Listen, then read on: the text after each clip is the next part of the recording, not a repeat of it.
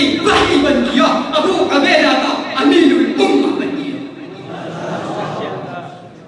اس کے بعد میں حضرت محمد صلی اللہ علیہ وسلم کی سیرت کے عملی پہلو پر بھی روشنی ڈالنا چاہتا ہوں۔ حضرت محمد صلی اللہ علیہ وسلم کی پیروی کس چیز میں اور کیوں کرنی چاہیے؟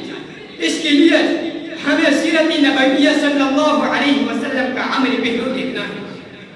حضور نبی کریم صلی اللہ علیہ وسلم کی سیرت کا یہی باب سب سے بڑا اور ضخیم ہے، اور تنہا ہی ایک معیار اس فیصلے کے لیے کافی ہے کہ نبیوں کا سردار اور رسولوں کا خاتم کون ہو سکتا ہے۔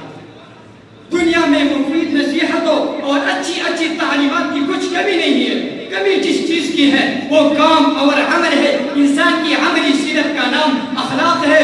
قرآن کریم نے آپ صلی اللہ علیہ وسلم کے اونچے اخلاق کے بارے میں یوں گواہی کی ہے، وَإِنَّ لَكَ لَأَجْرًا غَيْرَ مَمْنُونٍ وَإِنَّكَ لَعَلَىٰ خُلُقٍ عَظِيمٍ۔ اے محمد، بے شک تیرا اجر نہ ختم ہونے والا ہے، اور بے شک آپ بڑے اخلاق پر ہیں۔ یہ دونوں آیات مبارکہ دعویٰ و دلیل ہے۔ پہلے ٹکڑے میں آپ صلی اللہ علیہ وسلم کے اجر نہ ختم ہونے کا دعویٰ، دوسرے ٹکڑے میں آپ صلی اللہ علیہ وسلم کے عمل اور اخلاق کو دلیل میں پیش کیا گیا ہے، یعنی آپ صلی اللہ علیہ وسلم کے اعمال اور آپ صلی اللہ علیہ وسلم کے اخلاق خود اس کی دلیل ہے، اور آپ صلی اللہ علیہ وسلم کے اجر کا سلسلہ کبھی ختم نہ ہوگا۔ کسی معذور، مجبور، کمزوری کے خاموش کی تعبیر عفو و حلم سے نہیں کی جا سکتی، لیکن قوت پا کر عفو و حلم پیش کرنا بلند اخلاقی ہے۔ ایک شخص نے کسی کو مارا نہیں، کسی کو قتل نہیں کیا، کسی کے ساتھ برائی نہیں کی، کسی کے مال کو نہیں چھینا، یہ